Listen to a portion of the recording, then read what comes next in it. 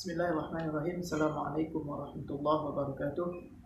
Alhamdulillahirabbil alamin. Hamdan katsiran thayyiban mubarakan fih kama yuhibbu rabbuna wa yardah. Asyhadu an la ilaha illallah wahdahu la syarika lah wa asyhadu anna Muhammadan abduhu wa rasuluh. Amma ba'du. Anak-anak ustaz yang dimuliakan Allah Subhanahu wa taala.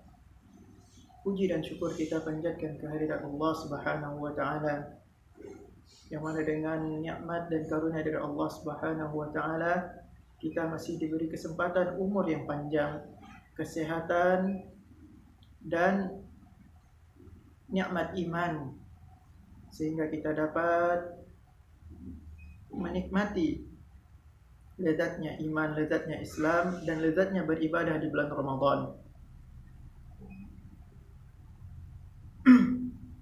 Anak ustaz yang dimuliakan Allah Subhanahu wa taala, kita akan memasuki 10 terakhir di bulan Ramadan, 10 hari terakhir di bulan Ramadan, yang mana Rasulullah sallallahu alaihi wasallam bersungguh-sungguh dalam menghadapi 10 hari terakhir di bulan Ramadan ini. Rasulullah sallallahu alaihi wasallam sebagaimana diriwayatkan oleh Ummul Mukminin Aisyah, ibunda kita Aisyah radhiyallahu taala anha, bahwasanya Rasulullah sallallahu alaihi wasallam beliau mengencangkan ikat pinggangnya untuk menghadapi 10 terakhir bulan Ramadan. Gunanya untuk apa? Untuk bersungguh-sungguh beribadah kepada Allah Subhanahu wa taala, menegakkan malam-malamnya dengan ibadah, dengan salat, dengan membaca Al-Quran. Kemudian Rasulullah sallallahu alaihi wasallam beliau juga membangunkan keluarganya, membangunkan istrinya. Nah, kita sebagai umatnya berhak untuk meneladani Rasulullah sallallahu alaihi wasallam. Kita bersungguh-sungguh di bulan Ramadan. Kalau mungkin misalnya antum dan antuna tidak bisa menghidupkan semalam suntuk dari 10 malam terakhir di bulan Ramadan ini, maka pilih ibadah-ibadah yang antum atau antuna sukai, sehingga antum atau antuna betah dalam beribadah. Boleh dengan membaca Al-Quran, boleh dengan berzikir saja, atau ada di antara antum dan antuna yang mau sholat saja. Atau mungkin ada yang sudah capek misalnya dengan sholat, sudah capek mulutnya dengan mengaji. Antum atau antuna bisa dengan cara membantu orang tua, atau memijit kaki orang tuanya, atau dengan mengajarkan adik-adiknya, atau yang lainnya yang antum dan antuna sukai. Yang penting di malam terakhir di bulan Ramadan, 10 malam terakhir ini antum penuhi dengan ibadah kepada Allah Subhanahu wa taala. Kenapa? Karena di 10 malam terakhir ini ada sebuah malam, yang mana malam tersebut adalah malam terbaik dari 1000 bulan. Malam itu dinamakan dengan malam Lailatul Qadar. Malam ini adalah malam yang mulia, malam yang mana malam tersebut nilainya lebih baik dari 1000 malam. Lailatul Qadri khairum min alfi syahr. Malam Lailatul Qadar itu lebih baik daripada 1000 bulan. Maka antum beribadah di malam ini, maka nilainya itu lebih baik daripada 1000 bulan. Ya, 1000 bulan itu berapa lamanya? Lebih dari 80 tahun.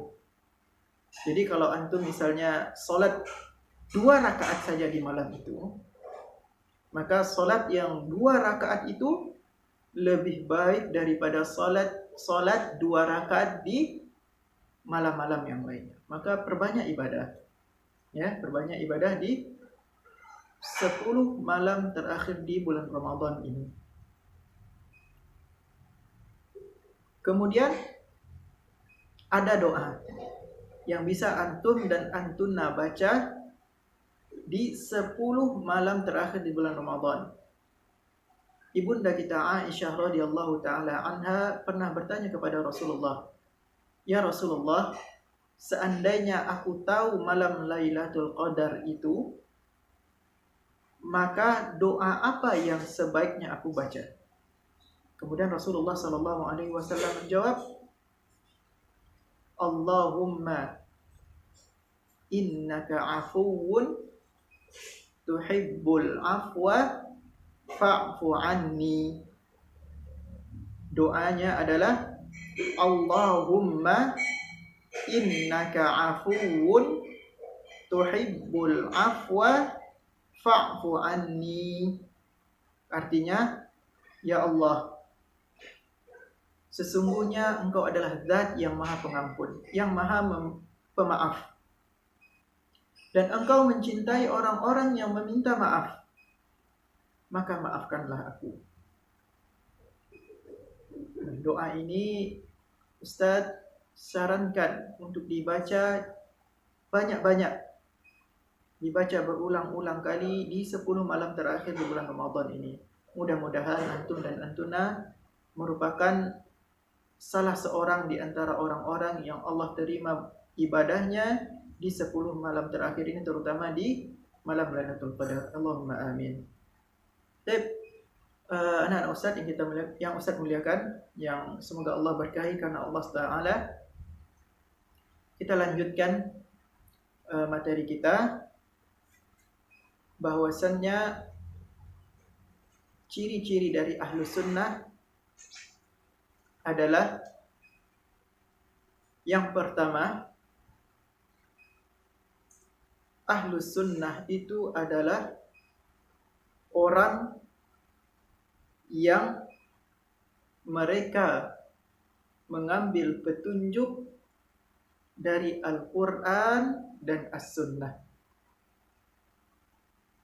Ustaz ulangi, ciri yang pertama kali dari Ahlus Sunnah wal Jamaah adalah mereka yang mengambil petunjuk dari Al-Quran dan As-Sunnah. Petunjuk dalam ibadah mereka, dalam agama mereka, dalam akidah mereka, dalam kegiatan mereka sehari-hari, dalam ibadah mereka, dalam agama mereka, itu dari Al-Quran dan As-Sunnah. Al-Quran adalah perkataan Allah Subhanahu wa taala, sedangkan As-Sunnah merupakan petunjuk dari Rasulullah sallallahu alaihi wasallam. Berdasarkan hadis dari Rasulullah sallallahu alaihi wasallam, "Alaikum bisunnati," kata Rasulullah, "kalian wajib di atas sunnahku." Sunnah Rasulullah itu adalah mengikuti Al-Quran dan As-Sunnah. Dan syarat yang kedua, ciri yang kedua adalah mereka berpegang teguh kepada pemahaman para salaf. Siapa itu salaf? Salaf itu adalah para sahabat dan tabi'in. Para sahabat dan orang-orang yang mengikuti beliau, generasi yang mengikuti beliau. Dalilnya apa? Dalilnya lanjutan dari hadis yang tadi. Rasulullah sallallahu alaihi wasallam bersabda, "Alaikum bisunnati wa sunnatil khulafa'ir rasyidin al-mahdiyyin. 'addu 'alaiha bin nawajid." Kalian wajib di atas sunnahku dan sunnahnya khulafa'ur rasyidin. Siapa itu khulafa'ur rasyidin? Khulafa'ur rasyidin itu adalah Abu Bakar, Umar, Utsman, dan Ali. Artinya sunnahnya para sahabat. Ya, sunnahnya para sahabat. Itulah para salaf. Para salaf kita yang terdahulu, atau biasa disebut dengan salafus salih, orang-orang terdahulu yang saleh. Nah, Inilah ciri yang pertama dan ciri yang kedua yang sangat menonjol dari Ahlus Sunnah wal Jamaah ini. Bahwasanya mereka mengambil akidah mereka, mengambil agama mereka, ibadah mereka dari Al-Quran dan As-Sunnah dan mengikuti jalannya para sahabat.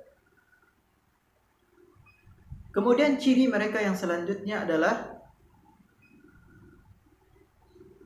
mereka menjauhi perkara-perkara yang baru dalam agama. Mereka menjauhi perkara-perkara yang baru atau perkara-perkara yang mengada-ada di dalam agama, yang mana perkara tersebut tidak ada landasannya di dalam Al-Quran maupun As-Sunnah dengan pemahamannya para sahabat. Orang yang berakidah Ahlus Sunnah, mereka berjalan di atas hal tersebut. Ya. Jadi perkara yang baru ini perlu diperhatikan. Perkara yang baru ini adalah perkara yang baru di dalam agama, bukan perkara yang baru di dalam urusan dunia. Karena di dalam urusan dunia itu kita boleh berbuat berinovasi, boleh memperbaharui, karena tidak termasuk di dalam agama.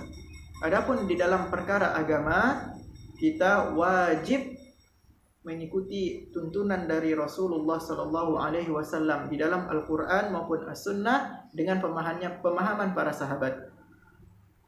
Dengan pemahaman para sahabat. Tidak mengada-ada. Tidak mendatangkan ibadah yang baru. Kenapa? Karena kalau kita mendatangkan ibadah yang baru, maka kita menuduh Rasulullah sallallahu alaihi wasallam tidak sempurna dalam menyampaikan ibadahnya, tidak sempurna dalam menyampaikan agamanya. Kenapa? Karena kita meyakini bahwasannya ada ibadah yang baik yang belum disampaikan oleh Rasulullah. Nah, begitu jadinya, ya.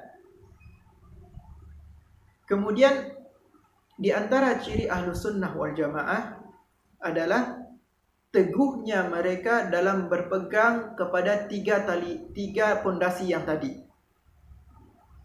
Mereka teguh berpegang pada tiga pondasi yang tadi. Al-Quran, As-Sunnah, dan pemahaman para sahabat. Nah, perlu diperhatikan anak-anak Ustadz, jika seseorang yang misalnya dalam satu perkara tidak sesuai dengan dalil Al-Quran dan As-Sunnah, maka belum tentu dia bukan Ahlu Sunnah. Kenapa? Karena bisa jadi ada ilmu yang dia tidak ketahui. Dari mana kita tahu dia itu Ahlu Sunnah atau tidaknya? Ketika kita kemukakan dalil dari Al-Quran dan As-Sunnah dengan pemahaman para sahabat, bagaimana responnya? Apakah dia menerima atau tidak? Kalau dia misalnya mengemukakan atau mendahulukan akal daripada dalil, maka dia bukan Ahlu Sunnah. Nah, ini salah satu cirinya, ya. Salah satu cirinya, dia lebih mendahulukan Al-Quran atau lebih mendahulukan dalil dari Al-Quran dan As-Sunnah dengan pemahamannya para sahabat dalam beragama. Ciri yang terakhir yang bisa Ustaz sampaikan pada kesempatan kali ini adalah semangat mereka dalam mendakwahkan atau semangat mereka dalam menampakkan sunnah-sunnah Rasul.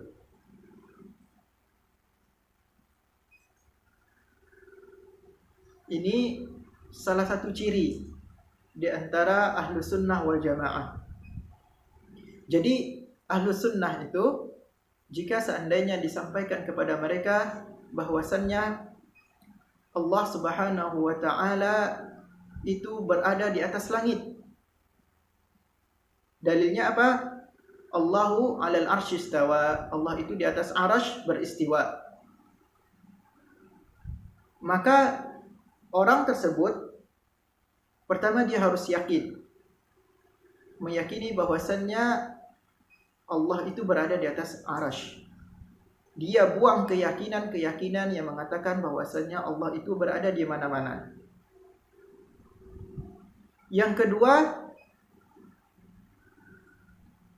dia disampaikan menurut kemampuannya, ya, dengan cara yang baik, dengan cara yang hikmah. Disampaikan bahwasanya Allah itu berada di atas arasy. Allah itu tidak berada di sembarang tempat, tidak berada di mana-mana. Nah, ini adalah di antara ciri-ciri dari Ahlus Sunnah wal Jamaah itu. Ya, jadi ciri-ciri Ahlus Sunnah wal Jamaah itu bukan semata-mata dari penampilan saja. Penampilan bisa jadi menipu, atau bisa jadi penampilannya bukan mencerminkan penampilan Ahlus Sunnah. Misalnya dia sudah tahu wajibnya berjenggot misalnya, tetapi dia tidak memanjangkan jenggotnya. Kenapa? Karena ada beberapa sebab-sebab yang menghalangi dia untuk memanjangkan jenggotnya. Nah, ini beda. Tapi keyakinan Ahlus Sunnah itu lebih daripada keyakinan di dalam hati, kemudian berusaha semaksimal mungkin untuk mengaplikasikan apa-apa yang telah Allah dan Rasul-Nya sampaikan, yang telah dia dapatkan, dan apakah dalil dari Al-Quran dan As-Sunnah itu sesuai dengan pemahaman para sahabat atau tidak. Maksudnya, dalil-dalil dari Al-Quran dan As-Sunnah itu harus dilihat bagaimana para sahabat memahami dalil-dalil tersebut. Nah, mereka berjalan di atas 3 pondasi itu tadi. Nah, jika dia melenceng dari 3 pondasi ini, Al-Quran, As-Sunnah, dan pemahaman para sahabat, bisa dipastikan dia tergelincir dari akidah yang benar. Contoh misalnya, Allah Subhanahu wa taala mengatakan bahwasanya Allah menciptakan Adam dengan tangannya. Di sini Allah mengatakan bahwasanya dirinya memiliki tangan. Maka kita tidak boleh mentakwil kata tangan dengan kekuasaan. Kenapa? Karena Allah mengatakan dia memiliki tangan. Tidak boleh diselewengkan. Tidak boleh kita kemukakan akal kita. Tidak mungkin Allah mempunyai tangan. Nah, ini salah satu contohnya. Mudah-mudahan nanti antum dan antuna bisa lebih dalam lagi dalam menggali bagaimana akidah Ahlus Sunnah. Karena pelencengan atau ketergelinciran kaum muslimin banyak di dalam hal ini. Dan Ustaz berpesan kepada antum dan antuna, memilih guru harus guru-guru yang berada di atas akidah Ahlus Sunnah wal Jamaah. Kalau antum nanti memilih guru dalam hal agama, baik mendengarkan kajian di YouTube atau di media sosial yang lainnya, pastikan guru tersebut, ustadz tersebut berada di atas akidah Ahlus Sunnah wal Jamaah. Kenapa? Karena berbahaya kalau antum mendengarkan dari yang bukan dari Ahlus Sunnah. Karena mereka menyebarkan syubhat, ya, pemikiran-pemikiran yang salah, dan ini bisa berpengaruh dalam agama antum atau antunna. Mungkin beberapa waktu belakangan ini antum dan antuna pernah dihebohkan dengan kejadian akan datang dukhan di pertengahan bulan Ramadan. Dan ini adalah masalah akidah. Ya, ini adalah permasalahan akidah. Jika antum dan antuna meyakini dari bahwasanya dukhan itu datang pada pertengahan Ramadan, maka kita tersalah dalam hal akidah. Kenapa? Karena Rasulullah SAW mengatakan permasalahan hal yang ghaib itu hanya Allah yang tahu. Tapi ini saja dari Ustaz. Barakallahu fikum. Assalamualaikum warahmatullahi wabarakatuh.